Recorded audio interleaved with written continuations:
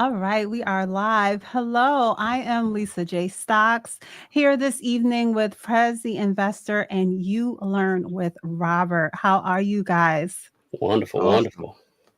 So, Robert, you are the person who came up with our topic for tonight. Can you please tell us what it's all about? Yeah, the topic is top 10 things new investors make, top 10 things that new investors make as it relates to mistakes. We always talk about good things, but we want to kind of avoid some of the mistakes that we've made as investors, and we're going to talk about that today. Now, this is not financial or investment advice, but we're going to talk about the top 10 mistakes new investors make. So, Okay. Okay. So, you have more, Robert, before I start saying anything? no, go right ahead. Go ahead. Go ahead. Go ahead. Go I ahead. don't even know what I want to say next, but so I don't know. We didn't coordinate this, guys. So Robert is already saying the top 10, but I already put a plus sign on there because I don't know what each of us created as our a list of 10. So with that, you may get more than 10 different things. So anything else you want to talk, Prez, do you have any thoughts on this topic before we get started into it? Let's just get started. Let's just Thank get you all for started. tuning in. Let's just get started. Okay, okay.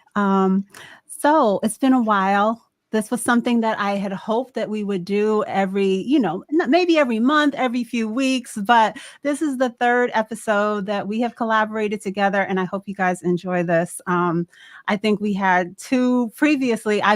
Me and you, Rob, we've also done something together without Prez, but when I say this is our third episode with the three of us together, and I think the last two that we had were really great. So let's get started. We've introduced our topic, guys. Thank you for tuning in. Make sure to hit that like button. If you're watching from my side, Prez and Robert's channel links are in my description, and I will drop them in my chat also. So make sure to go check out their channels. So let's get started. So mistake number one that I have listed is not setting clear goals and understanding the importance of making a plan on what your investment choice is going to be, how you're going to mitigate your risk. Um, and I think that this is something that can hinder you if you are, it can let you fall behind. If you don't set a goal and stick to it, you can really not be on track with achieving goals. If you don't set a goal, then how are you going to know? If you don't evaluate what you need, then how are you going to know how to get on track? So this is something that I have on my list of mistakes. Is this something that either of you have? I might be wording it differently, but is this something that either of you have on your list? Oh, yeah. Basically, what I have on my list is it's a simple quote. If you fail to plan, then you plan to fail. Yeah, and pretty much what I have on my list is somewhat the same thing. Knowing where you're going. A lot of us use GPS. If you're going to a new city, you have a GPS navigation, or you know exactly where you're going to go. So without that clear indication, you're pretty much going to be driving in circles. Mhm, mhm. So for me, I often share that I have different goals when it comes to investing.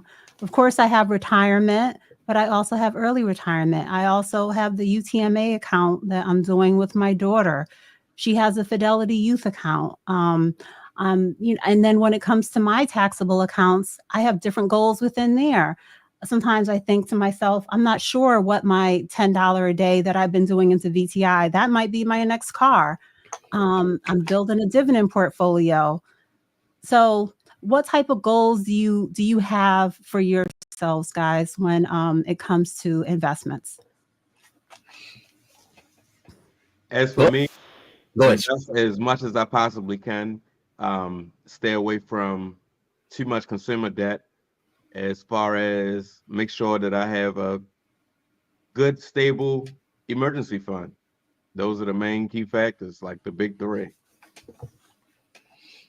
And for me, it's pretty much making sure that I'm seizing the opportunity. A lot of times we look at things and we're not necessarily doing what we got to do as it relates to the opportunity. I remember at one time in my life, I was in the cellular industry.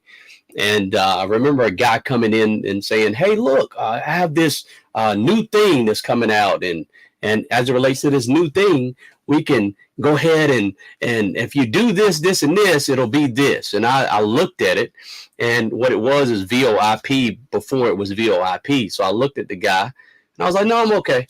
I didn't seize the opportunity. And a lot of times when it relates to investing, we're hearing all these mixed signals, but you have to seize the moment where the moment is right now. Mm-hmm. Okay. All right. So I gave one of my mistakes that I have highlighted. Do one of you guys want to throw out something you have on your list? Yeah. Riding the ship too long. Some investments are great, but when there's been a change of guard, a change of a CEO, something different that they've done that you don't necessarily like, maybe they're not the captain of the guard as it relates to the industry. What we tend to do is ride it down like the Titanic, and we're the last people playing the violin, playing in the band, trying to make sure that our investment perks back up. But unfortunately, because we didn't water our plant, it just terminated. We're going to use those words. So for me, I had this particular opportunity. It was a very good tech company. Unfortunately, the CEO did not take it in the right direction. Some things and the ways he interacted with certain organizations, said things via tweet that I didn't necessarily agree with, but I liked the technology. So I decided to stick with it and buy more. But I just did not like the CEO. I did not like the way they were taking the company, and the company actually wound up going private. So to this day, probably it's been about 8 years. Company's been private. I still remain and have shares in that company, privatized shares, but they haven't did anything with it because the actual CEO was not doing what he needed to do. So riding the wave like the Titanic and letting, sinking with the ship. That's been a very big mistake I've made young. Mm-hmm. So what's something that you could do now in retrospect to do things that you could have made that outcome different? Well, going with your gut. Sometimes it's a gut feeling, knowing, it was a great, particular product they had to bring to market. But that first instinct I had, now sometimes, it's not always best as it relates to investing. But me looking at certain, opportunities and looking at the things that was going on, I just kept feeling that I should leave this investment. But I was like, I'll stick with it. So I guess as it relates to that question, it's just more or less, not sticking with my gut on that end. Mm-hmm. Mm-hmm. Praz, any experience? any As far as particular? me, getting into hype stocks, coming in the door, like that was like one of the first things I already disclosed in a previous live stream. One of our first live streams that my first investment was in Bitcoin, is because I heard that it was going to the moon, and I didn't have I didn't take the time to acquire the proper investor mindset. It was more like a lottery ticket kind of thing, so to speak. Mm-hmm. Yeah, this is something I definitely did have on my list. And I have this one categorized or headed as chasing trends in hot stocks. But the way that Robert is spinning it is even if it wasn't necessarily a trendy stock, if the fundamentals change, if you see it going in a direction that is no longer in line with what you want, just be ready to have a plan moving forward, have a stop loss set, cut that position, because we're here to make money. And, we don't have to be so attached to our investments that we're going to go down with the ship, as you were saying. So yeah, definitely think that this is something that, and a mistake that investors make. There are investments and there's some things that we have to just say, we thought it was an investment, but this is either a bad trade or whatever you want to categorize it. We need to just let it go. So, okay. I would say emotional decision making as well. I talked about the emotion, but I said sometimes it's good for emotion, but a lot of times we let our emotion drive us out of a good investment, i.e., maybe there's not investment or financial advice, i.e., Apple, for instance, or Tesla, for instance. Oh, well, the Mhm. market is going here, but you know the fundamentals, you know it's a great company, but your emotions, oh, this is going to happen. These people are doing this, but you're not, working, as my mom would say, running your race. Run your race. You're not running your race. You're allowing your emotions to run the race. Mhm, mhm. And that what you're saying, it's easier with some investments than others because Tesla to come down to the 130s and then back up to 200, it's a lot to go through. So you have to know what you're willing to, what stress tolerance you have, and position your portfolio in a way that you can handle the wave when you have those type of swings in your investments. When Tesla's doing its thing, I have the stability from the Apple and the Amazon and Google. So if Tesla was to totally go red in my portfolio, I wouldn't even really feel it or be stressed about it. I know I'm still going to hold it because it's something I'm holding long term. But I definitely wouldn't want the amount of I wouldn't want the position size that I have in Apple and Tesla because of the volatility. Me personally. Um, Anything you want to share on that, Prez? As far as being over leveraged in one particular position, um, that's something that I had to learn the hard way as well. Like investing too much into one said position and not having your portfolio properly balanced and Yeah. diversified, it can come back and end up biting you in the long run, and it'll leave you wondering like, when is this ever going to turn around? And you're more Yeah. reluctant to cut your losses because the losses are so great now, because compound interest is we're now working against you because you're losing instead of gaining like you set out to do. So it's best to just cut your losses early. Before you even have to make that decision, it's best to be properly diversified and not over leveraged in one said company from the begin with. Okay, okay. That this is a separate point that I have, lack of diversification, Oh, yeah. which that but um Rob, can you kind of give just high level how you would structure how you think a basic portfolio could be structured for someone? Like between, I don't know what you're going to say, bonds, ETFs, those blue chip stocks, crypto. Yeah, what I personally tell people, like I said, it's not financial investment advice, but what I Mhm, personally say is, you know, uh, think about it. My grandmother used to make a lot of cakes, right? So think about it like a cake, right? You have your different ingredients, your eggs, your milk, your butter, depending on what type of cake it is. So your foundation could be your actual VOO, VTI, S&P 500, whatever. That's the foundation. And what I mean by that is it's an ETF with a basket of funds. So it's your base. That could be your base. When you add in sweeteners, a sweetener could be like a fast-paced stock, such as a Tesla or something at the nature like that. A fast-paced thing, that's a sweetener, something that can add value to your actual portfolio as it relates to anything.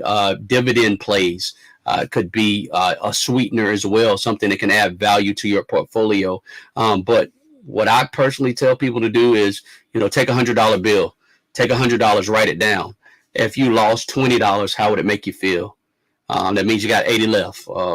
If you lost $30 and then go so on and so forth, if you lost $50, if you lost $80 out of the 100, how would it make you feel?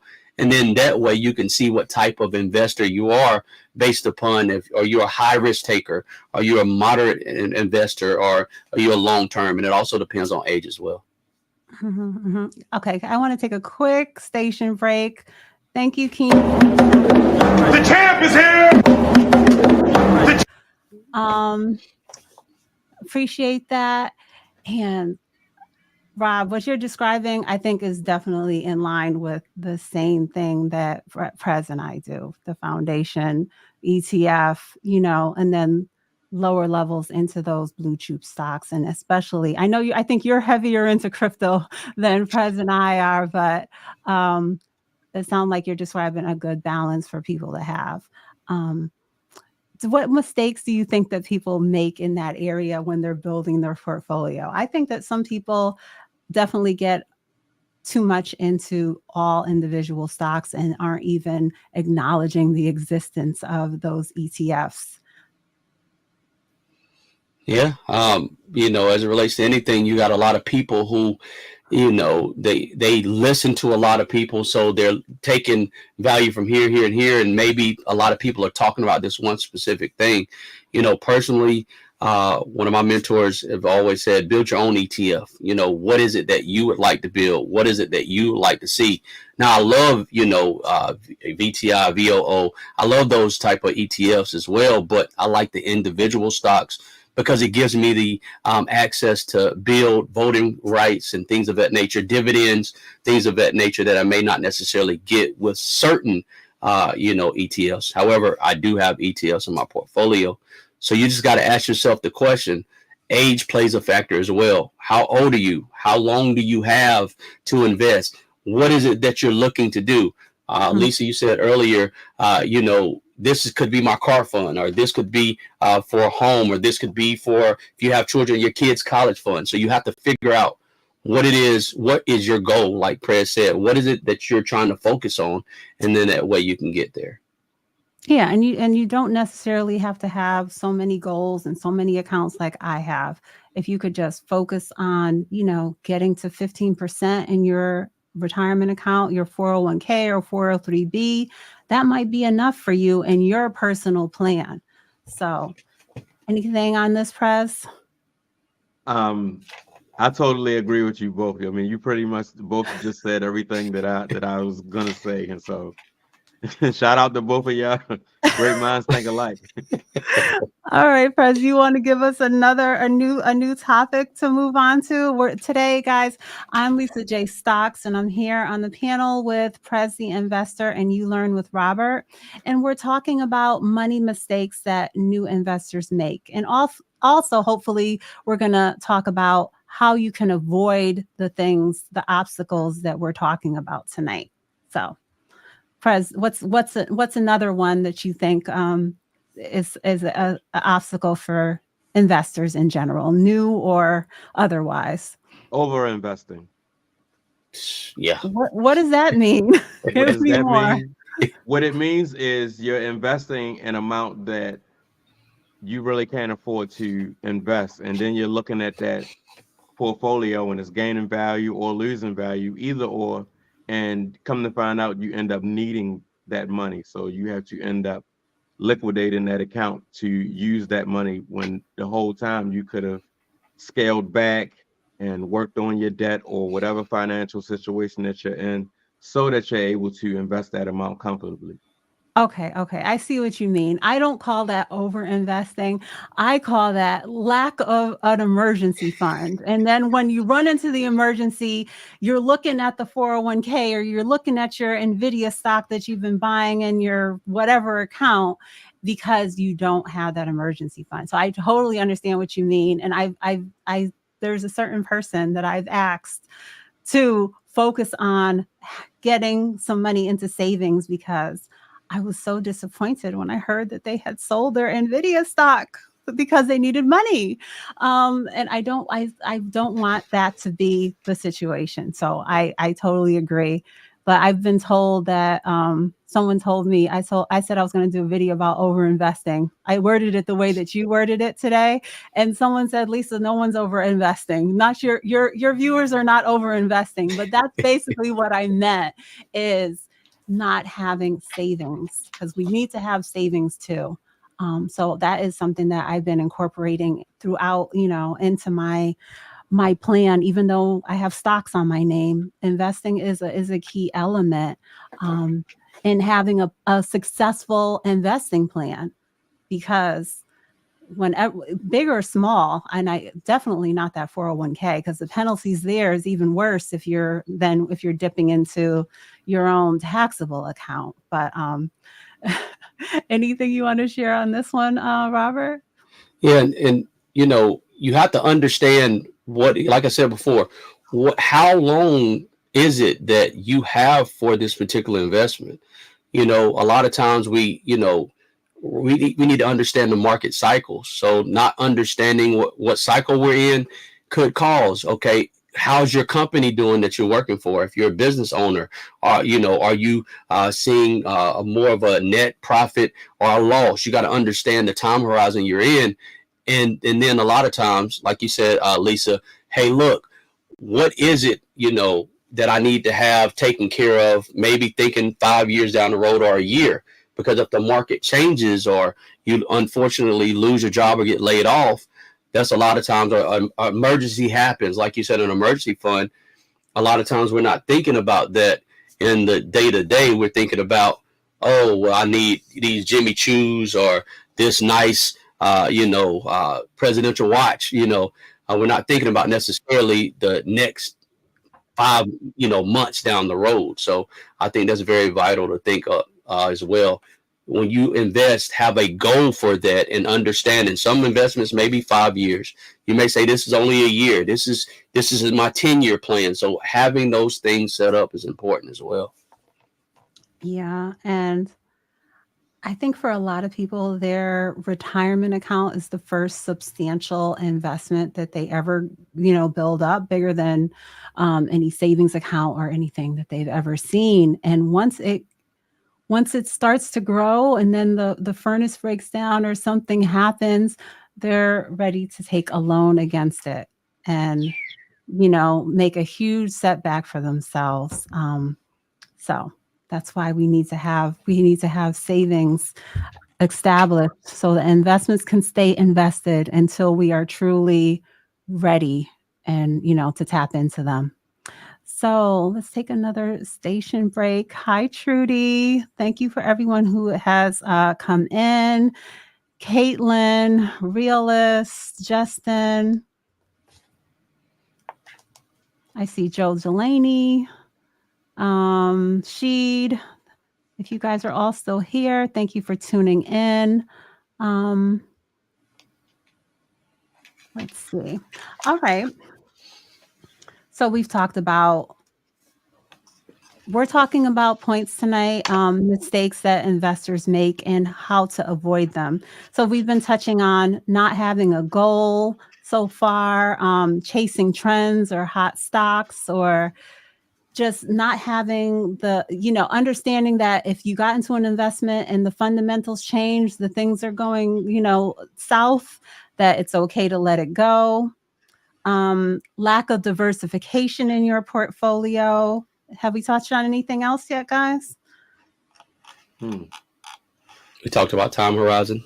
We talked Or- about, go ahead, I'm sorry. No, go ahead. I think also, and this is something that new investors make, we don't inundate ourselves. And what I mean by inundate, we don't soak ourselves up with the knowledge of certain things. Like if you are going to date someone, or you are going to look at the next album or the next pair of shoes that you like, you're inundating yourself on that. The next iPhone, you're soaking yourself up with that knowledge. So by not immersing yourself with that knowledge, a lot of times new investors make the mistake of not understanding, particularly what they're doing. They're just doing it because somebody said this is the thing to do. So I think a lot of times, if take 5 minutes out of your day, one of my mentors says, hey, this is called a smartphone. He says, Mr. Google, go to Mr. Google sometimes. Look at what's going on MSNBC, CNBC. That's important as well. Get yourself immersed with the knowledge. If you're going to school, you're going to study, right? If you want to know something about something, you need to take the time to learn. I totally agree. I totally agree. Failure to inform yourself and learn what's really going on, learn what it is that you're actually buying, learn who the CEO is, learn what his agenda is, learn everything about this company before you even decide, make the decision to invest into this company. Because Lord forbid you invest into a company following a trend and you end up losing money and you don't know what to do. Hmm. So this is something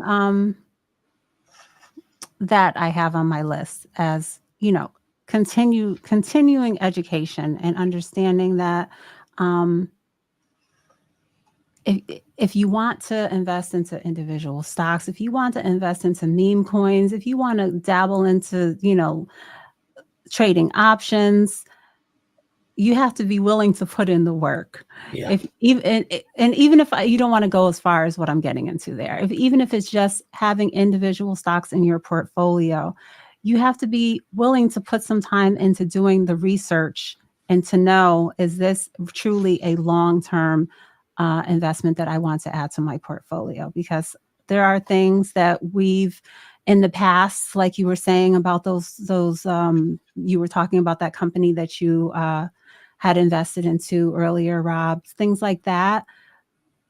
The charge points and the lucids and the things that have not been able to that ran up and have come down and have never returned to any decent level. Those things that we put into our portfolios thinking they were investments, they were not. So we have to be able to put in the work ahead of time when we're deciding what is going to be an investment, kind of what is going to be a set it and forget it thing that can just sit in our portfolio without much work and stress and constant research on our part in order to make sure that it never goes down and it takes us out, basically. But if you don't want to do that, I don't want anyone to ever think that investing is not for them and it's not complicated. If you're not willing to take on keeping up with the research and the watching the finance, Yahoo Finance, and all of these different things, then there are more basic investments, like we talk about the mutual funds, the index funds, the ETFs, that can be a simpler choice, because I don't want anyone that ever tunes in over here to think that investing is not for them and it's too hard and it's too complicated. And there is a way for all of us to be investing. So what would you think, what is your like most basic investment that you would recommend to someone, Rob? In themselves. And the reason I'm saying that is I think that's very valuable. You saw Keenan Grace in here, you know, investing in yourself, Lisa J. Stocks. There's people who have courses. Invest in your actual self. Put the money and research behind that, because a lot of times we can avoid those pitfalls and mistakes. Now, some of you are investing time in yourself by listening, but also monetary value. The people who've been there, done that, got the T-shirt. Instead of trying to reinvent the recipe, sometimes it's okay to go and get information from people who already have been there, if that's where you want to go, right? You don't go to a Benz dealership looking for, and I'm not going to downgrade another car, but looking for a bicycle, quote unquote, right? You don't say, I want this bicycle to be a Benz, right? You understand what you're going to get into. What kind of oil change am I going to have to do? What kind of maintenance does this Benz take? I got to use premium gas. That's stuff I didn't know at first, but now I know. But what I'm saying is understanding, investing in yourself, because it's going to help you long term to start to invest your money. That's just my opinion on that one. Mm-hmm. Mm-hmm. Yeah. Anything on that, Prez?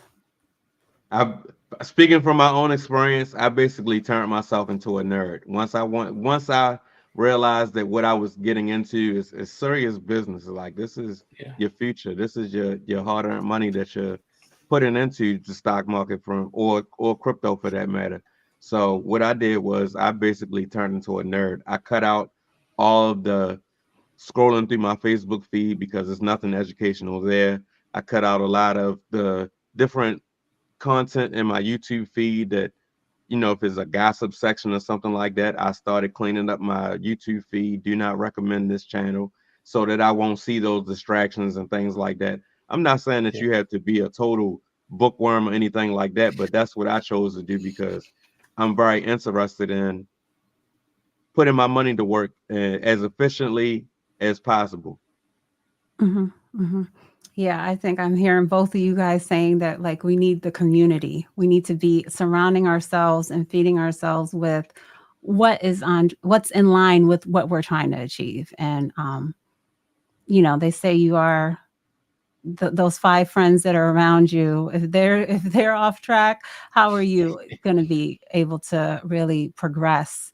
And so what's something else? Who has the next one to throw out on our list of mistakes with new investors or investors in general? That was a good one. I just want to put some more emphasis on that. The people Okay. that you're associating yourself with, as far Mhm. as Yeah.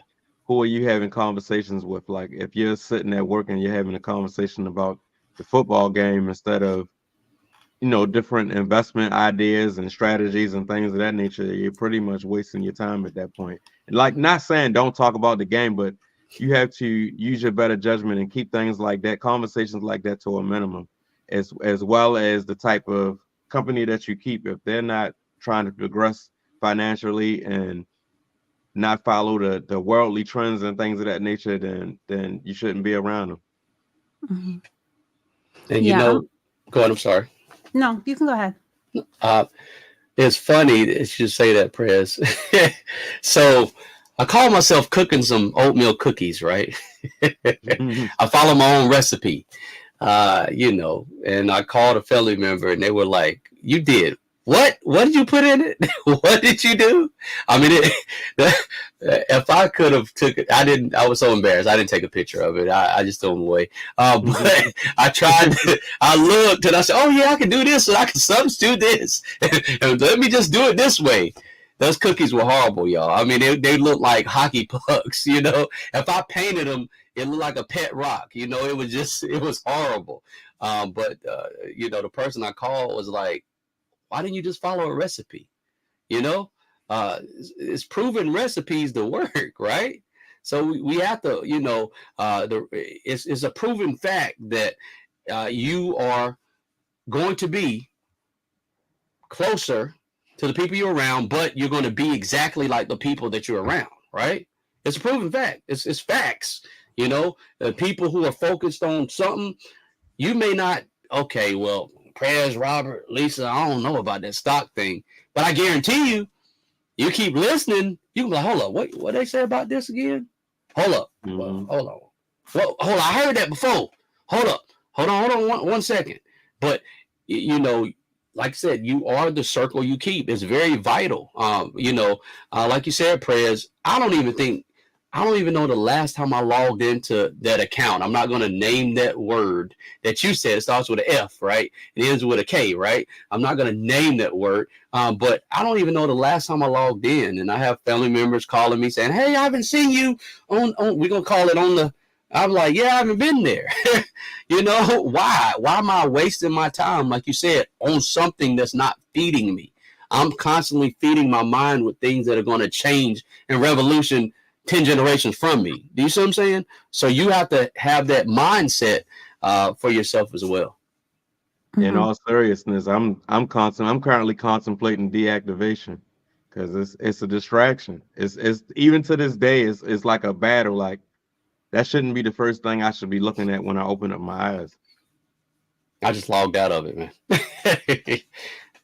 I think like within that platform, I don't know why we're being cryptic, but Yeah, I yeah, try not to no, to be downplay, but down if the if platform. I'm in my regular timeline, yeah, there's certain things I'm not gonna put in that timeline, but there are different groups that I do join through other communities that within once I get into that particular group, then I can list things that's not open to the public. It's only for the members of that particular channel. Yeah. Because whether it's finance related or something like a certain health condition or something or that I'm trying to go work through, it's good to find the community. And I think sometimes in general, if we're just talking about, the random ex-coworkers that we have and the people we went to school with have 25 years ago or 30, however long ago, yeah, you might not be able to get any good encouragement and feedback when you want to share certain things from them. But I think we can seek out within some of the platforms good communities. I will definitely find good information and be able to share things if you guys were having a live stream within Keenan's Discord community. If I have a question, I'm sure I may not even have to ask the question. I just may be able to go in there and search a keyword and find lots of people that are having that discussion on whatever it is that I'm looking for. So I think it's great to have, or I could just reach out to Prez directly and say, Prez, what do you think of this?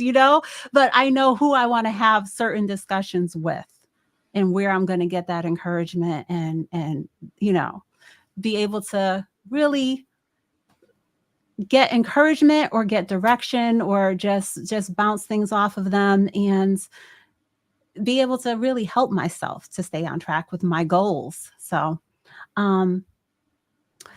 what's next? Let's see. Emotional investing. I think we already touched on this, but Prez, do you have anything you want to share on that topic? Or is this something that you had on your list at all? Ties right back into having the proper mindset coming in the door.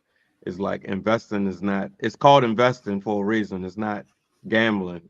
That's when you, for example, you say, if I use this $1,000, how fast can I turn it into $2,000? It doesn't work like that. And by design, a lot of newbies and people who aren't even in the market at all, they are trained to have that mindset. And especially when you are raised in poverty or currently live in a poverty situation or something like that, you're looking for that miracle when the miracle is not going to happen. You have to take the time to find out where things went wrong from the get-go, so that way you're able to properly correct the issue. Another thing that we've talked about a few times before, Prez, is that when your emotions kind of shake you and cause a lot of fear, whether it's fear or greed, it causes you to perhaps sell your investments too quickly or just not be on track, even though you think you started out with a plan. You just kind of throw it out the window suddenly because your emotions get the best of you. And can you share a little bit about that, especially when it comes to maybe trading or options, how your emotions can get the best of you and get you off track? FOMO is a drug. I saw it in the comments a little earlier, and FOMO is a drug. Like if you have FOMO or greed, those are the main two. Fear and greed that's how the market is basically driven. And if you can't keep those main two emotions in check, you will lose a lot of money, and you have nobody to blame but yourself, and you're too ashamed to talk about it with anyone else. So to avoid that, know what your risk tolerance is, and make sure that you have make sure you have that emergency fund from Jump Street, and 2, don't over allocate yourself, and 3, don't have too much fear or too much greed. Yeah. Oh. And the key you said as well, lack of just not being patient, earlier you mentioned ChargePoint, and I have ChargePoint in my portfolio. I have Blink in my portfolio. Not telling you to go buy it, but not being patient. For instance, EVs. I'm just going to be honest. Elon is light years ahead of most of the competition. However, you got some other people, coming up in the ranks.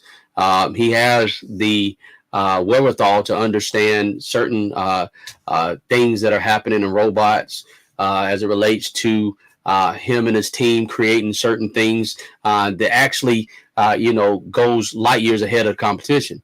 But, understanding that, let's face it, it may be 5 to 15 years before we see EVs at 50% of the market share.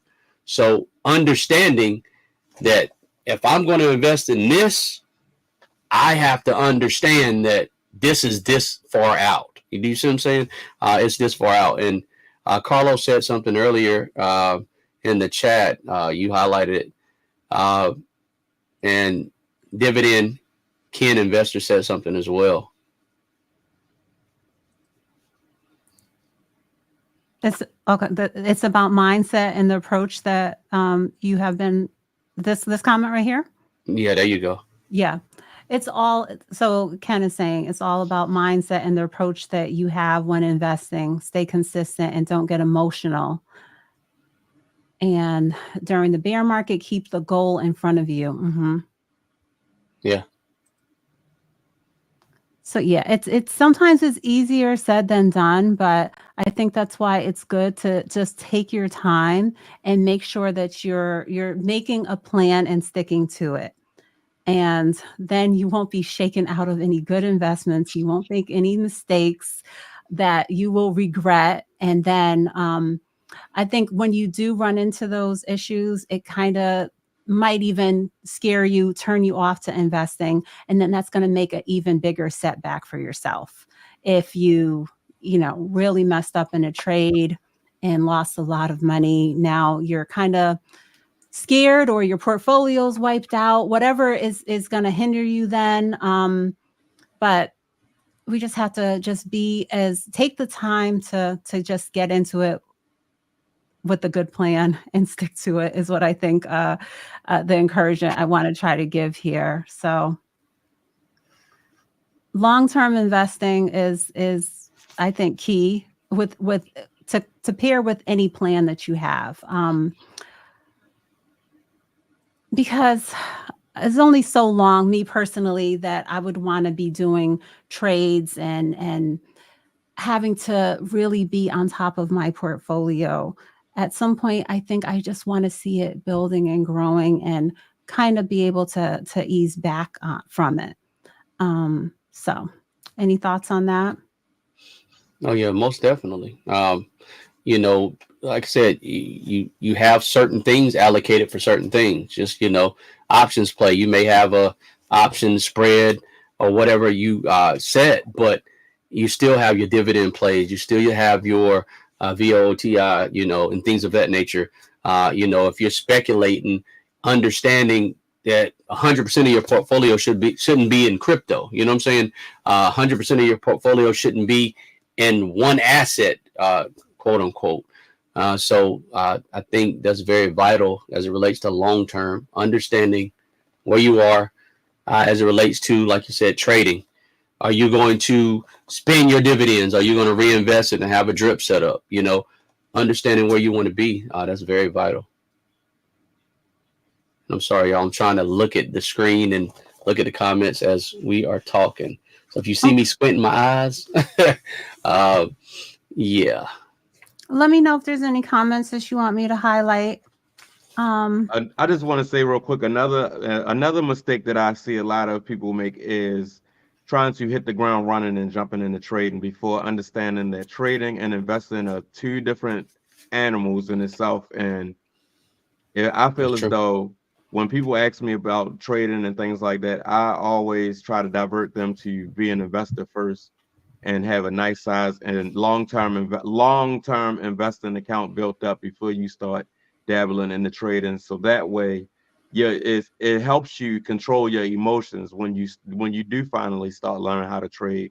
You're okay with taking small losses and things like that. You're not trying to hit the home run and knock it out of the park in one trade. You no longer have that desire to turn $1,000 into $2,000 because that's a rare case. And you also have learned that 99% or more of traders are not profitable. So the odds are already stacked against you. So you really have to take the time to learn what the difference is and learn how to properly allocate your trading account versus your investing account. Like if you only have $1,000 invested and you have a $4,000 trading account, like you're hustling backwards. Okay. All right. I agree. 100% on that. Guys, if you haven't already, please make sure you give us a thumbs up on this live stream. And each of our different gosh, I'm sorry. I got a little tongue tied there. Make sure to subscribe to all of our channels. I'm Lisa J. Stocks, dual streaming tonight here with You Learn with Robert and Prez the Investor. So check us all out. There in my description, you will find links to both of these guys' channels. So, what's next, Robert? Please let us know. Okay. I think trying to time the market, you know, Yeah. trying to see, oh, well, I can jump out here and the charts are saying I can go in here and then I'm going to do this, timing the market. Oh, it's going to be a recession. I personally believe that we're in a recession and we're going to go through some cycles.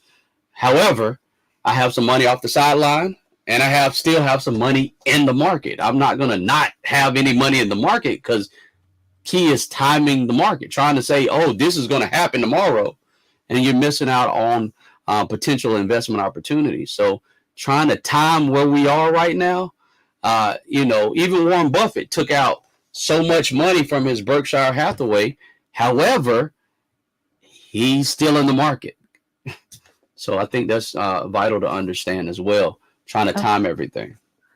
So could each of you guys share a crypto and a individual stock that you dollar cost average into because of this point that you're making, that we don't time the market? What are two things that you, in those two categories, that you're staying consistent and steady with? As for me, Apple and Bitcoin. Okay. Yeah, I've been buying Tesla for a while. I like Tesla, still buying Tesla. Also, I got Apple as well. And I'm looking as well at more or less where we are in the future. So dollar cost averaging there's a company called Gilead Services. I think it's GLD is the ticker symbol. They created a new investment as it relates to certain things, and they've pretty much been doing well. Not telling you should buy or sell a trade based off this information. However, that Bitcoin, it's only a certain amount. Once Bitcoin is gone, it's gone. So my opinion is, it's just like having gold and silver. Like right now, I got silver sitting on my desk as we talk. So why not have, Bitcoin in your portfolio? Why not have Ethereum? I think those are two things that I'm doing. Well, multiple things, but yeah. I knew it was Bitcoin. I'm surprised you didn't start with that one, Robert. Because y'all was like, what? I believe in Bitcoin. I do. Mm-hmm. Mm-hmm. But yeah, I think same here. Bitcoin, and I would say like an Amazon or Apple. Those are things that I'm steadily going to continue to add to my portfolio, because they're not things that I'm going to time the market on. I'm just going to continue to add on a regular basis, Okay. So we've already touched on this. This is something I had on my list. I don't know if you guys had this as a specific point. The neglecting emergency funds. I already touched on that one because, like I said, I think it tied into what Prez was saying about over investing and then having to then sell your investments for money instead of having emergency funds to deal with your issues. I think that is the most important one. Mm-hmm. Because let's say, for example, you bought Apple, you started dollar cost and dollar cost averaging in the Apple back when it was $100, but you had to sell it, whether it was profit or loss. And now you see the price of Apple now, when you wishing that you can get it back at that price, and you probably will never see it at that price ever again. So now you have to be forced to deal with your new cost average because you didn't prepare yourself for the worst and you had to sell your investments too soon.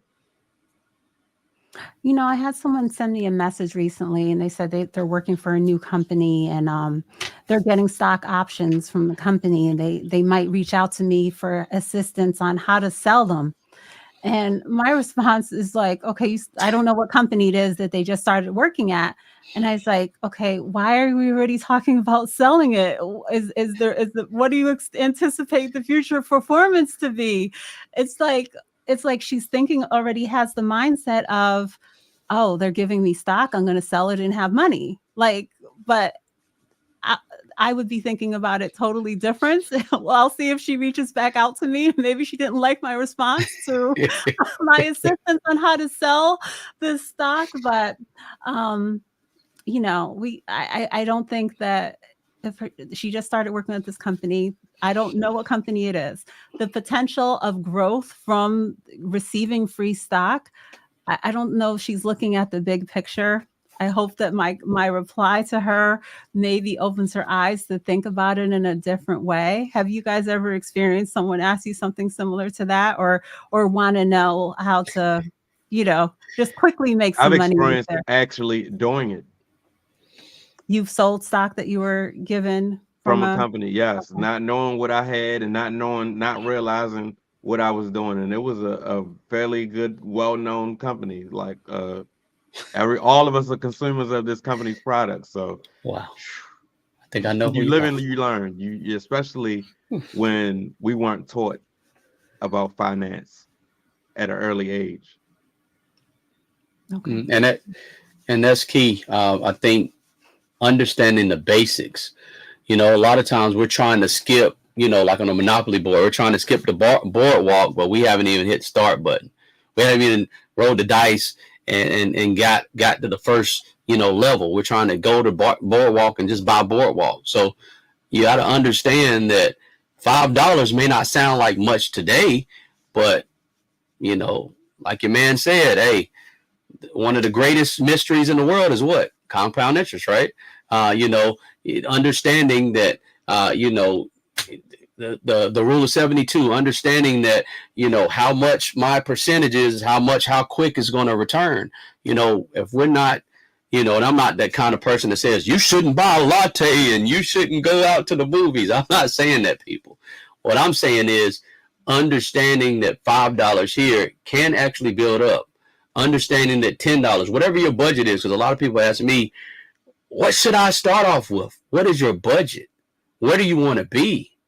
Understanding the basics, learning it, because, you had to learn how to, case in point, us streaming today, we had to learn some of these things, the technicalities of certain things.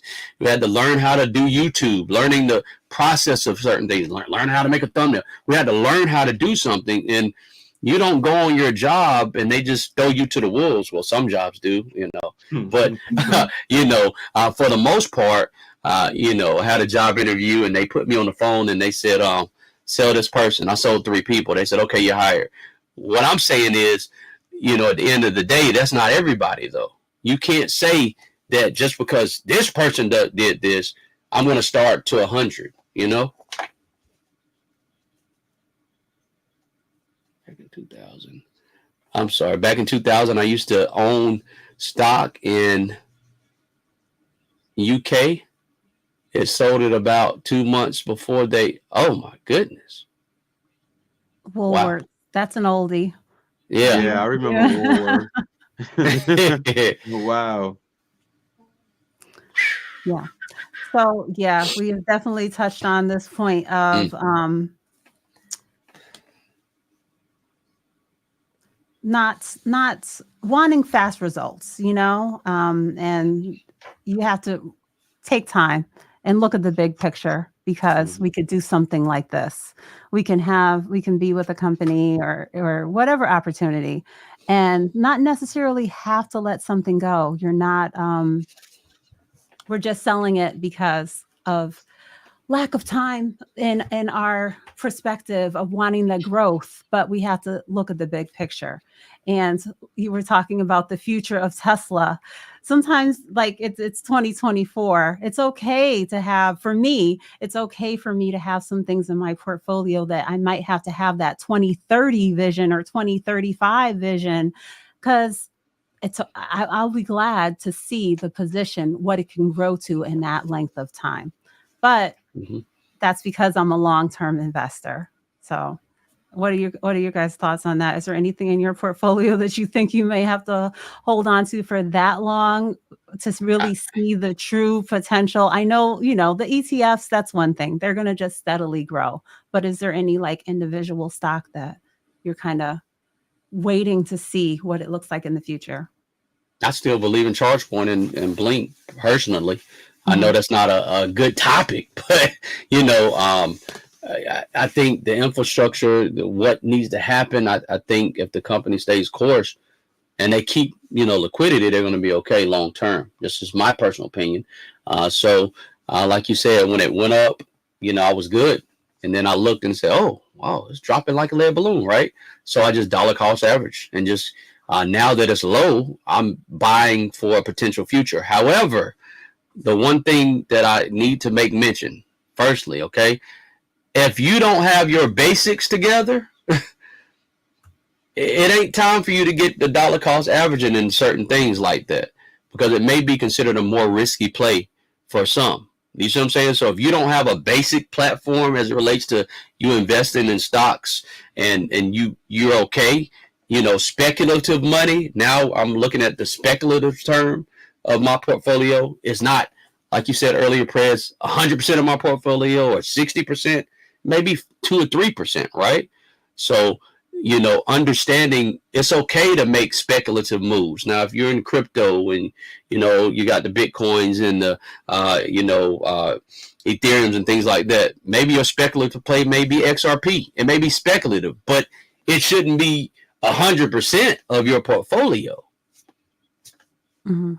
So what is your guys' thoughts on Palantir, NVIDIA, MicroStrategy, or anything, things along that line that for long-term growth in your portfolio? Any insights? My curiosity lies within Palantir. Yeah. Okay. I'm just That's curious as to that's see that's what like Fast Eddie's asking us about here. Yeah. I like it. the growth potential. Like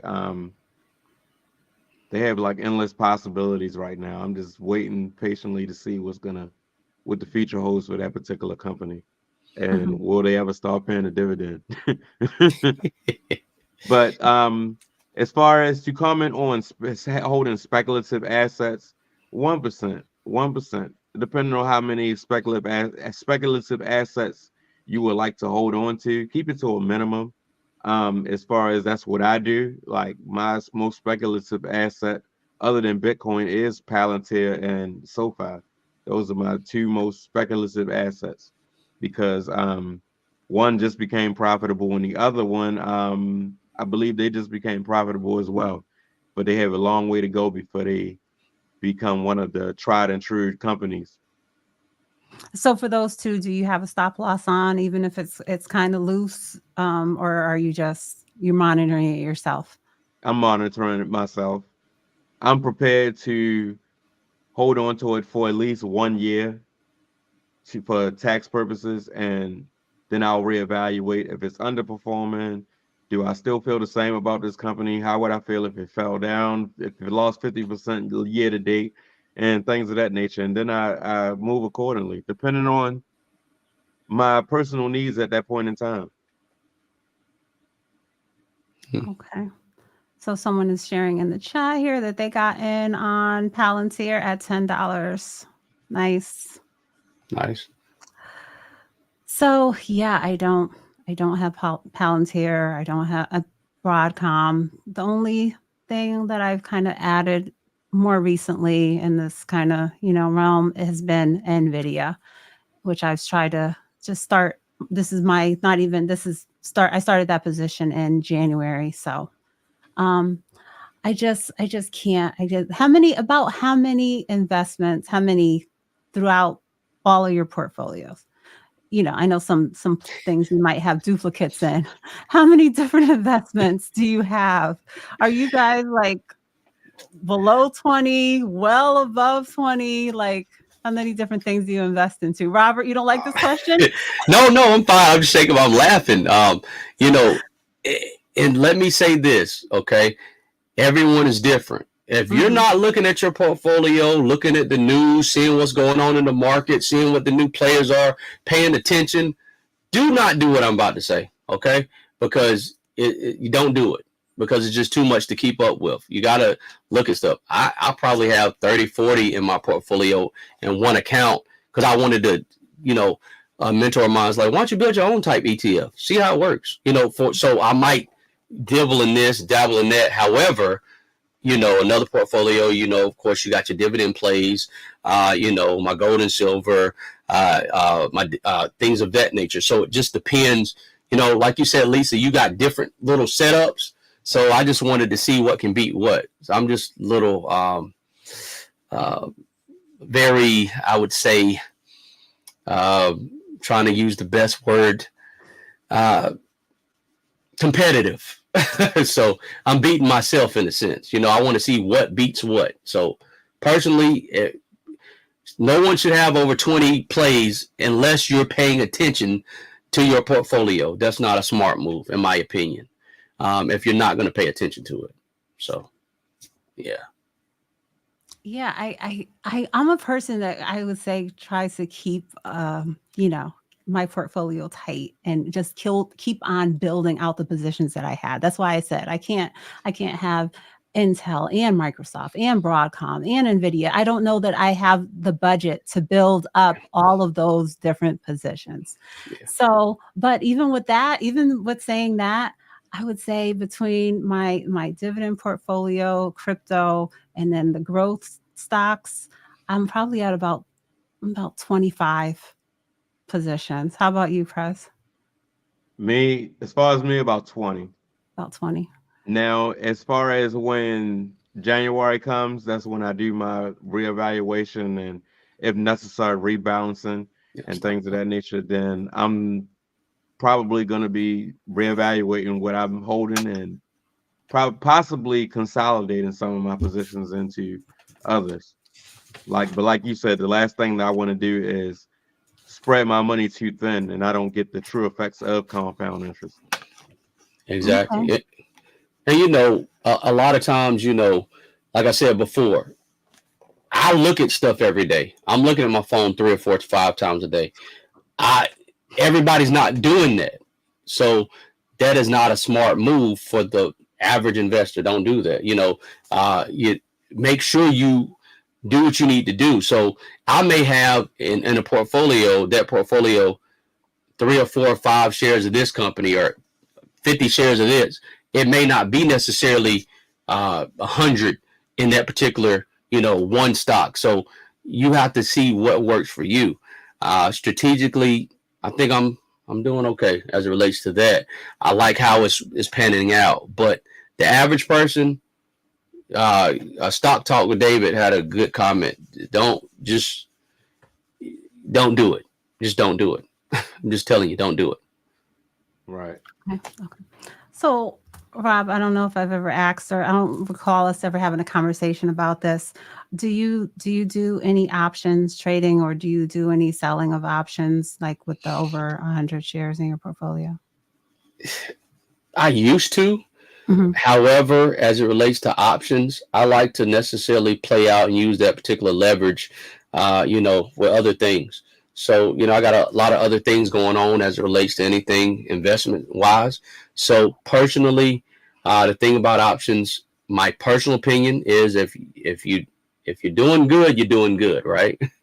But if you're over, trading options, you know, I'm just going to just do it like this. Don't get So addicted to losing. yeah, Like, how much can you take? you Before getting you beat up decide, like a because it's not for everyone. yeah. The learning curve is so steep, but once you finally do, if you do tackle that learning curve and you do become a profitable trader, the odds are very slim, but there are people out here that are consistently profitable. The rewards, you can reap those rewards, Oh yeah. yeah, but be aware of tax implications. So Hmm. seek out a tax advisor, or take the time to educate yourself on how your tax implications can affect you. Okay. So I checked off another one of the points that I had on my list when you were talking before, Prez, and that was failing to rebalance your portfolio. So I think you already Mm, took us through that point of, Mhm. keeping on top of that. And so did you, Robert, in talking about being willing to put in the work when you have added these things because we don't want to lose money over here. So, all right. And do you guys have any other things that you wanted to talk about? I think my list is getting really, really whittled down over here of the things I had put on here for our topic of the day, which is investing mistakes and how to avoid them. Not properly using the platforms, the multiple platforms. If you are the type to have used multiple investing or trading platforms, not using them for their proper purpose. For example, you're trading out of Robinhood when we all know the controversy behind trading on Robinhood. That should be a buy and hold type of account. Just Yeah. using that as an example. Or you're putting the wrong type of investments into a taxable account, and whatever dividends you're getting from that position, the taxes is eating it up instead of you having it in something like a Roth IRA or 401k account. Um, you really should take the time to learn what these different platforms are for, and not have all your eggs in the one basket, or not confusing those platforms. Versus if you decide to get into trading, shouldn't be trading on an platform that's strictly for investing, and vice versa. Okay. Okay. Hi, Frugal Mama. Thanks for tuning in. Dividend Ken is sharing that he only has 10 companies in his portfolio and they are all dividends. So I guess he has named his YouTube name tells it all right there. So I think one of the last things I have on my list is ignoring fees and costs. Anything you guys have any insights or any thoughts when I say that come to mind? That ties right back into misusing the platforms that you have. Like Mhm. you're putting the wrong kind of investment into a taxable account versus putting it into a retirement account, or you're trading on in a platform that's meant for investing, buying and holding. So, I think that a lot of people that I've talked to some people and they have this attitude of I work for whatever prestigious company or university, or I work for the city of fill in the blank. Like, and that's their way of telling me like I have a good investment account. Like they wouldn't lead me in the wrong direction, but as though they don't need to look at their portfolio, or they don't need to evaluate their 401k or their 403b or whatever it is. And I think that is not a good attitude to have, whether it's about the performance or the fees, or knowing if you know, or not having a goal set and knowing if you're on track to achieve that goal. I think a lot of people are leaving a lot sorry. I think a lot of people potentially can be losing out on a lot of money just because of that. And, I'm getting up in age, so I'm trying to encourage people that are older. Listen, you might only have 20 years till retirement, or whatever, 20, 25 years, 15 years, wherever you're at in this. So if keep an eye on it and to try to make changes now. It's not too late. You could really, if you can make improvements that can substantially impact you for the next for your ending years before you get to retirement. So this is what I think about when I put down this point of ignoring fees and costs. Look at the big picture and don't think that, oh, not me. Like I don't have this issue because I'm with whoever. Because you could and the best brokerage companies can have you in an option that there could be a better alternative. So have you guys ever run into anything like what I'm describing here? Mm-hmm. Yeah. I say this often in my live streams. Somebody may be in there and I may say, like, for instance, wellness. I may say, hey, wellness, can I borrow, your purse and give it to Dividend Ken, or Lisa, can you give your purse to, Stock Talk with David, or vice versa? And most people like, no, I wouldn't trust, anybody else with my personal wallet or purse. And I would say, well, if you don't trust that, why are you necessarily trusting, like you said, this prestigious company or this prestigious 401k that you're not looking at and you're not investing for yourself? They are getting a percentage no matter what, right?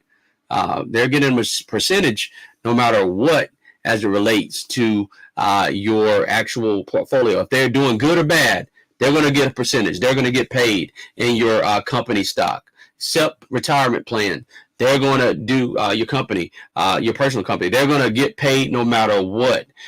So it's important to understand what you got going on. Some people just, they just do like this and pick something when they get a perspective, the benefits, and just pick, oh, this looks good. What do you think about this? They're asking people who have no idea. Understand, like you said, Lisa, when is it that you want to retire? And is it someone else's responsibility to set you up for it? Or is it your responsibility to understand, just like you go to the grocery store, have your groceries delivered, whatever you got going on, to understand this is my responsibility. I got to take ownership of this, and I can't just put it off on somebody else and then wait later on, for that to matriculate or not matriculate. Mhm. Currently, I have all of my retirement accounts over at Fidelity. So that is the company that I have the most experience with, talking with them and everything. And I'll tell you, they will work with you. Now, you have to put in some work in order to have a good, detailed conversation with them. But I have made an appointment with them. I have figured out my budget, and I've told them, where I'm at and where I think I will be at retirement as far as mortgage and things like that. So they will work with you to give you a score, to create a score of, if you stay on track with investing here, this is how much you will have in retirement.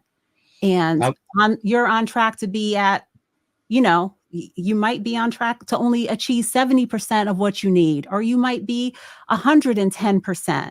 But until you sit down and give them the information and have this type of meeting, then you don't know where you're at. And I just did a video. I did a video a couple of days ago about the 401k balances, and just having $200,000 to draw off of for who knows how long you potentially could live. It pairing that, how much you're going to be able to draw from there with the Social Security. Who knows how much that will be when it comes around to our time. We need to be realistic. We need to be realistic on how much money we're going to have in retirement. And I know this is something that President and I take serious. I'm sure you do too, Robert.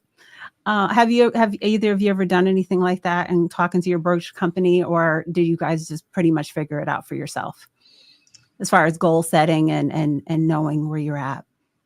I pretty much figure it out for myself because I'm the type of person that questions everything. And I also know that don't no one else have my best interests at heart financially but myself. So why am I trusting someone else when it's not hard to take the time to invest in myself and learn how everything works? And that's exactly what I was saying, Press. As it relates to anything, you took the time to call them.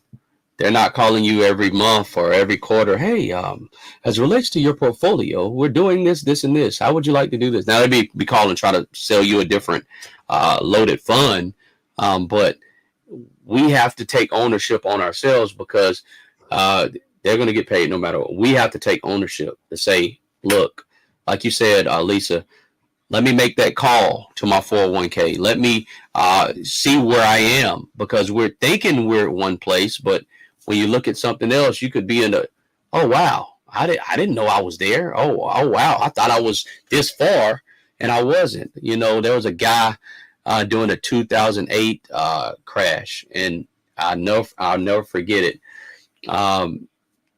We were talking about something, and he was saying how he was about to retire. And this was prior to this happening. And things happened, and he was devastated because he thought he had the resources, but when things fell off, he had to wind up working for another 5 to 7 years because he didn't understand. He was just over leveraged on one thing. He thought everything was fine and it wasn't. So, like you said, Prez, no one has the best interest but you. You're going to make sure you're okay, right? You're going to make sure if you're at the cookout, you're going to eat, right? You're hungry, right? You're going to make sure that if you're at the grocery store and it's the last flats of chicken, if you eat chicken, you're going to make sure you get that chicken if that's what you want. So it's very vital. Press, are you muted? Yes, I was muted. I apologize. With that being said, know that you're going to make mistakes.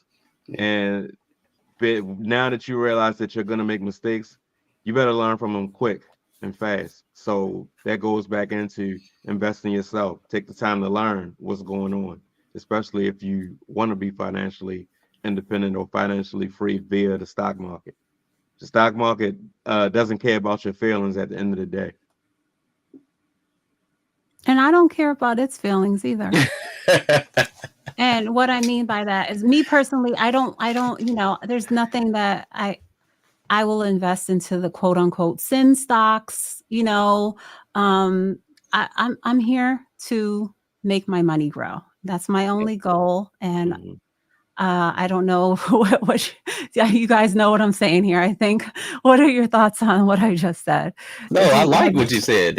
You shouldn't care what they think. The whole point is you're trying to be the best at what you can do to make sure that you're doing what you got to do. As somebody said in the movie, I'm trying to do like I do it for TV. I forgot it was on a movie. I'm doing what I do like I do it for TV. Bottom line is you're doing the best you can do so you can make sure you're taking home the bag like you should be taking home. And that's because you've done your research, right? You put the time in, right?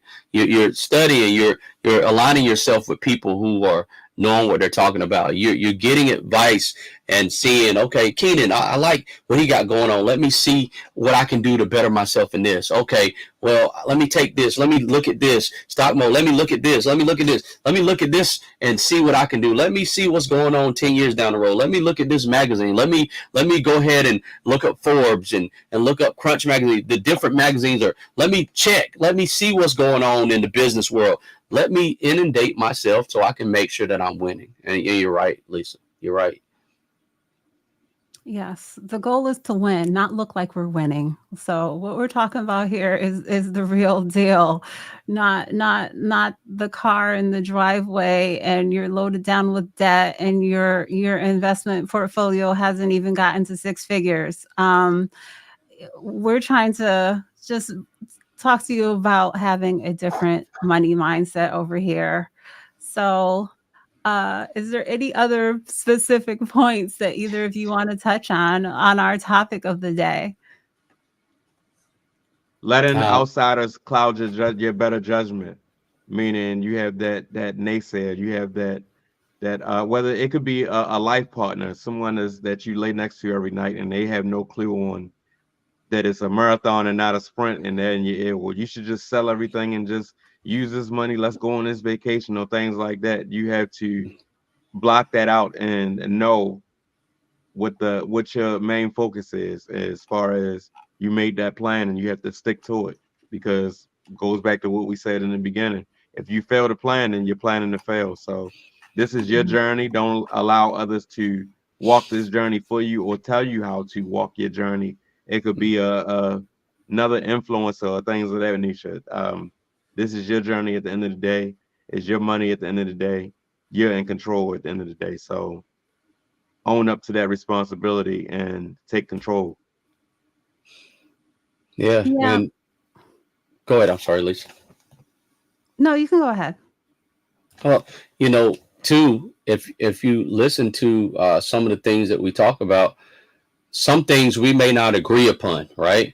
Some things we may not, but we still have the basics of, I would say 80% of the stuff we particularly agree on, right?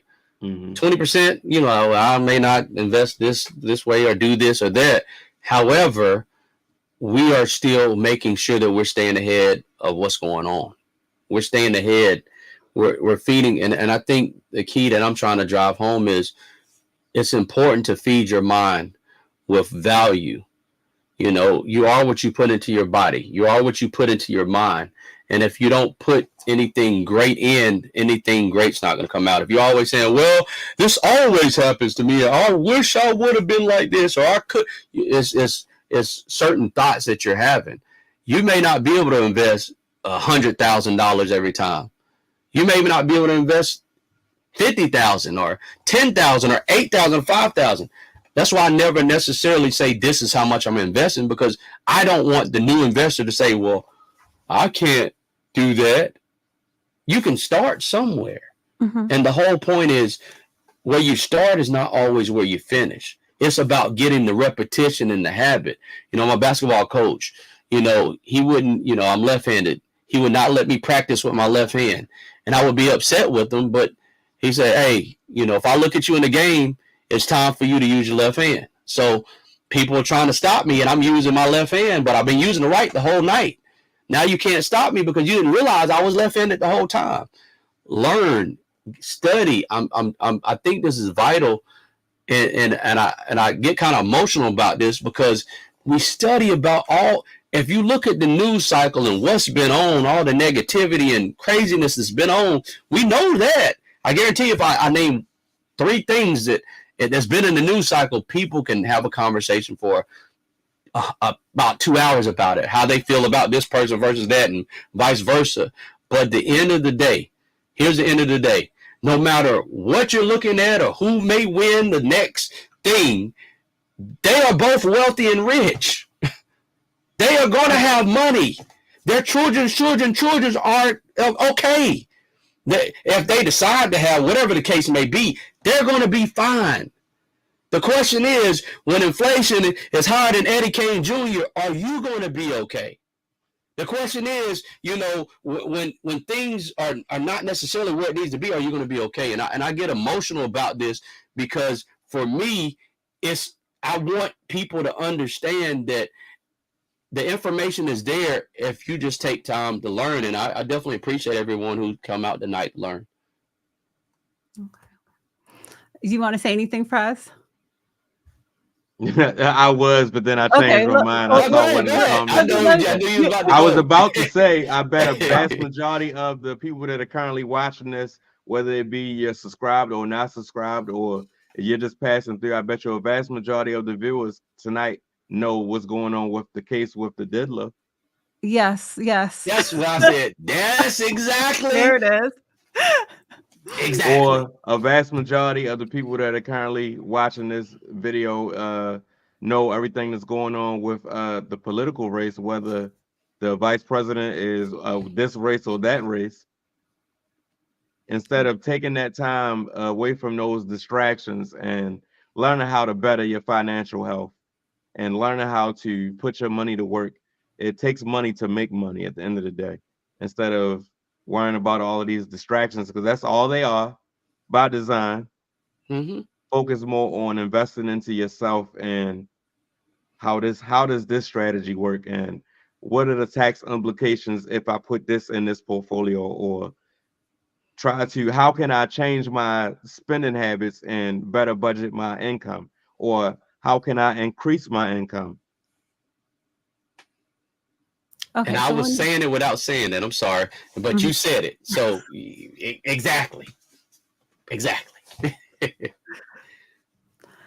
As you were talking about, you know, everyone's portfolio, every single person in this chat watching, everyone watching us right now, I doubt there are 2 people here that have the same income, the same mortgage, the same amount of children, the same amount of expenses in general. You know, all of our circumstances are different. But you know what? If we all invest into the S&P 500, we could all be building up our position and building and growing. I would rather, you know, if all 3 of us, if one of us is able to invest 10,000, one 5,000, one of us 1,000, it's better than 0, because if we all start today, if the 3 of us start investing today, and over time, that investment grows by 20%. Whatever amount that we put in, let's just focus on that. It's all grew by the percentage of what we were able to get started with. So I don't want people to think, oh, I only have this little bit. And my friend has this huge portfolio. They're able to allocate this and that and the other for their kids, and they're building this for themselves. But just don't look at it that way. Just start from where you're at, invest what you have, and just look at the big picture like that. And if you don't necessarily even have any money, even a small amount to invest for your children, um, even if it's once or twice a year, you can still contribute something. You might, I'm not saying that I know that some people's budgets are tight. Even if it's a small amount, you might not be able to commit to a weekly investment for, especially if you're behind for yourself. I definitely wouldn't encourage you to then be investing for your children. But what you can do is, if it's not that financial money that you can physically give to them, you can give them knowledge and you can teach them so that when their time comes, they know what to do. When they get their first job, you can have them with a good money mindset and on track to do things differently than what you did. I definitely share with my daughter about credit card debt and being responsible. And she did, my younger daughter, she didn't see me going through any of the stages of having to get out of debt or repair credit. She doesn't know those days, but I want her to understand that I went through that and I don't want her to. So knowledge is something that we can also pass on. It doesn't have to be physical money. But we all are spending a lot of money on the birthdays and the sweet 16s and the gender reveals and all of these things that we're called upon to contribute, weddings and college also.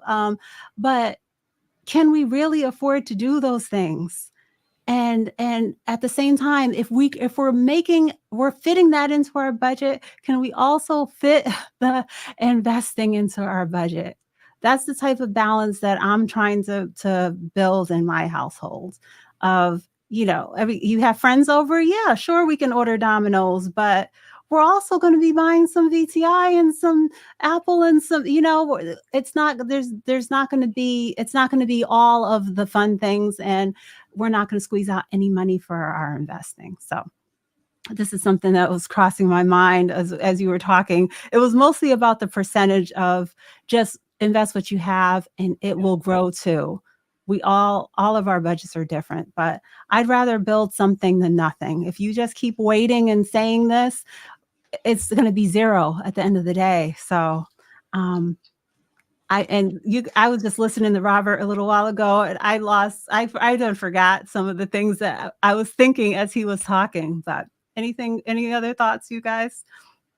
Once you do start small, if that's all you're able to do is start small, and you see how those little $1 are bringing in pennies, it's going to motivate you to try your best to do whatever it is you can possibly do so that you can increase that amount gradually over time, and do the right thing when you get that lump sum of money. Like, don't blow your lump sums of money that you get throughout life, whether it be a tax return, whether it be an insurance settlement, whether it be a stimulus from the government. The last thing I want for people to do is to be dependent on the government financially when you can just simply do for yourself. It's not going to be easy, especially if you are behind financially, depending on what age you currently are. But the thing is, get your head on straight and get your head into the game like now, today, especially if you're not already in the game. And I was reading some of the comments and listening to you all as well. And I remember, and I'm gonna say this, but I have to say this. I remember riding the bus an hour and 30 minutes to get to work, 3 buses, and an hour and 30 minutes to get back home. Mm-hmm. I remember that, and I remember taking a suitcase and taking it on the bus, and people asking me, "Are you going on the trip?" Yeah, I'm going on a trip, but I was going to the trip to the grocery store to put my groceries in a suitcase to get back on the bus to get home so I could eat. So I'm telling y'all, when I couldn't invest $2.10, I was still investing in learning, sitting and reading books to the point where the librarian was saying, hey, I can only give you X amount of, please, can I just get some more books? Sure, you bring it back. You can't make an excuse. I don't have it. We all have been there. Well, I've been there, you know, uh, you know, stop making excuses. Don't say I can't because. Start saying things like I will because.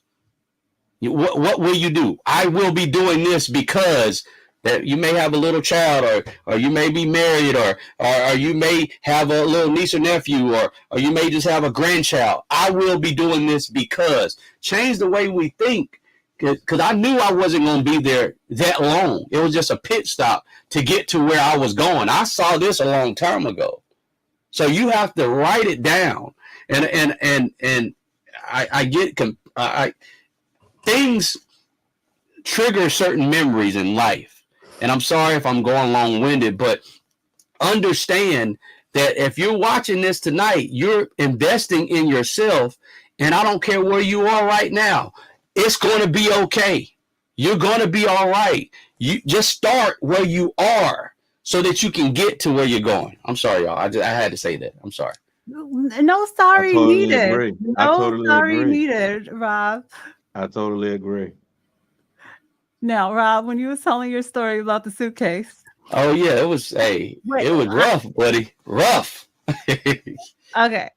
I was like, I thought you were gonna say my story. Uh-oh. I have a similar story. It wasn't the groceries, because I would usually take the bus or walk to the grocery store, and then I had to keep my little couple of dollars to catch my cab home. But I would shop very heavily to make paying for that cab home worth it. But I would have to then uh, I would pack my dirty laundry into the suitcase, and I would have to walk to the laundromat when I didn't have a car. So I was like, what is Rob going to say he was doing with this suitcase? Yes, but yeah, I've been through the lean years, and it's not easy. It's not easy, but thankfully things have turned around. Oh yeah. And let me just take a quick Red star. station break. Thank you for that super chat. Thank you so much. We do greatly appreciate it. And let me get back up. Highlight that for a second. Thank you. So yeah, Samsonite luggage on the public bus. Listen, we gotta do what you gotta do. Yeah. It wasn't Samsonite. It was it wasn't even Dolomite luggage. Oh boy. But yeah, we all got to start somewhere. And listen, it wasn't too long after those days of when I didn't have the car and I was, doing the things that I just described, that I got my first full-time job. And I've been contributing something. It wasn't much, because I said my first full-time job, it came out to, my earnings were $8.08 an hour. And I got my first raise. I went from $8.08 an hour to 10 in one shot. And I was so happy with that. I know you guys might be thinking this sounds pitiful, Lisa, but this was some years ago. But that was my start. And that's where I started my investing journey, by contributing to my 401k. So I don't know. You guys ready to wrap it up? What are you guys thinking? Any more points? What's on your minds? I mean, I've been told I have the gift of gab, so I can talk all night. I'm fine. I'm taking your lead. Hey, I'm look, I'm like, I'm trying not to. You know how you unleash something, you like, man. Listen, I always mess things up because you're never supposed to do what I just did and let people think like it's about to end.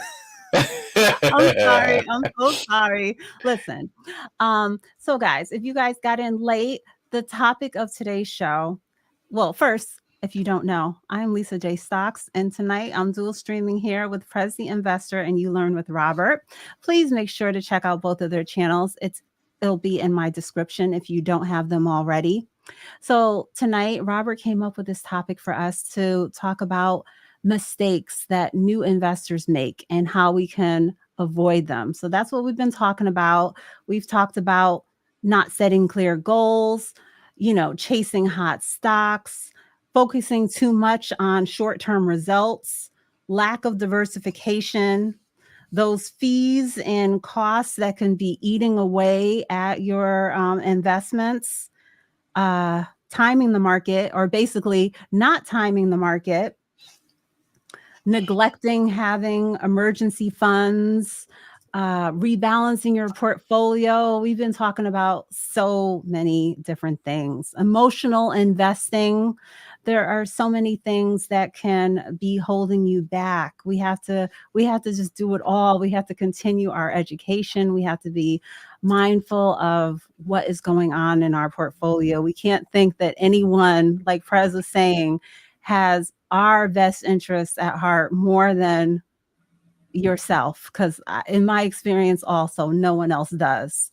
And we can't be. I think I was definitely in the stage at one point where I thought, yeah, I can manage the little portfolio over on Webull where I'm buying some Apple stock and some Amazon, but am I ready to maintain and monitor and handle the big portfolio over on Fidelity?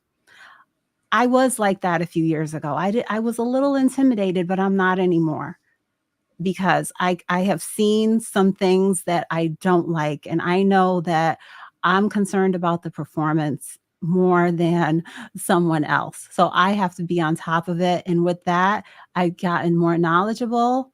And I tell you, any amount of money that I would ever come into, I will be the one managing it. I will never have a financial advisor, me personally. I would never do that, because I think that I can find low cost, good investment choices that are in line with my goals. I don't need anyone else to help me. So guys, if you suddenly came into a huge sum, both of you got $1 million tomorrow, would you seek any, advice on your investment choices? No. I'm laughing. No. And I mean, the only reason I said that is because uh, everybody, for instance, talking about Bronny James, and I'm just mentioning him for an example. Bronny James is sorry he can't play basketball, but he showed you the other night that he can play because he's been putting in the work. By putting in the work, putting in the repetition, learning, understanding, okay, this is where I messed up on these 48 stocks. This is where I trimmed it down. This is what I started here. This is what I'm doing now. Understand the trajectory of where you've been, understanding where you're going. Personally, no, not at all. Prez, I know we're all the same, right?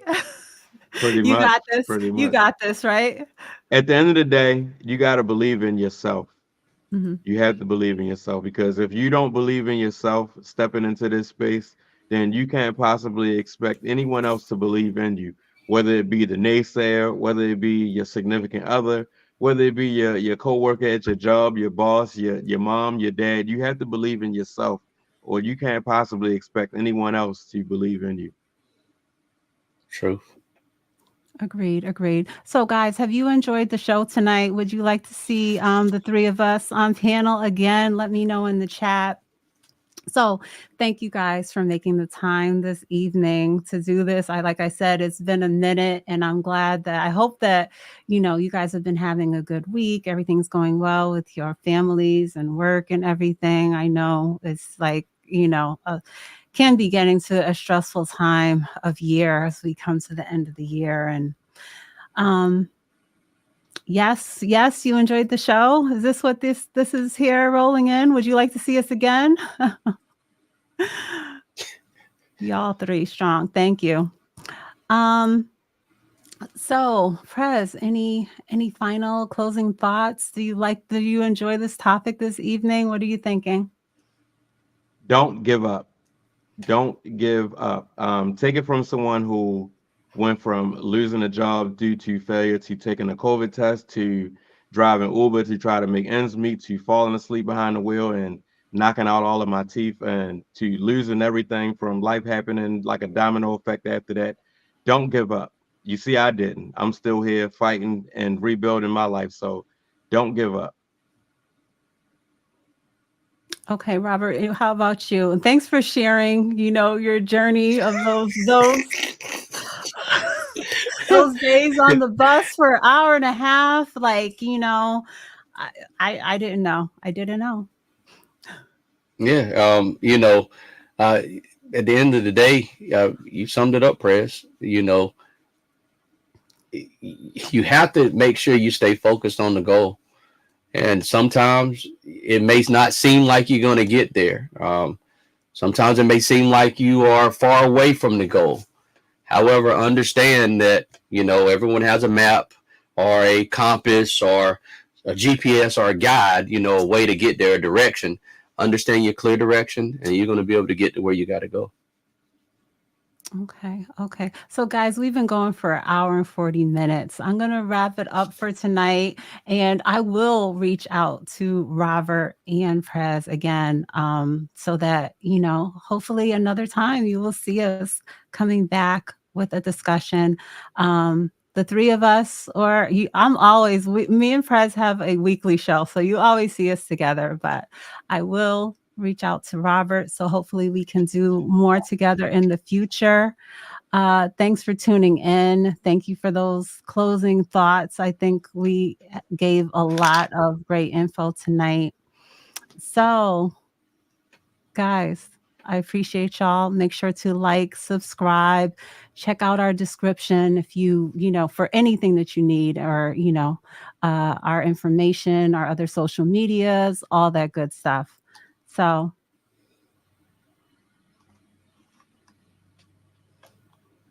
okay. Thank you. Anything else you guys want to talk about or highlight in this chat? Any questions? Any final things? Or should I don't know. I think I Okay, said great. everything that I Great, needed great, to great, say great, today. great. Oh, Somebody yeah. took care of the issue. Okay. Yeah. So yeah, we Well done. almost made it. We almost made it through without any trolls, but Well, you know but what? I want to say this real quick. Thank you so much. You just solidified the fact that this show was great. Thank you. I just wanted to thank the last troll. Thank you so much. That's all. all right. Good night, everyone.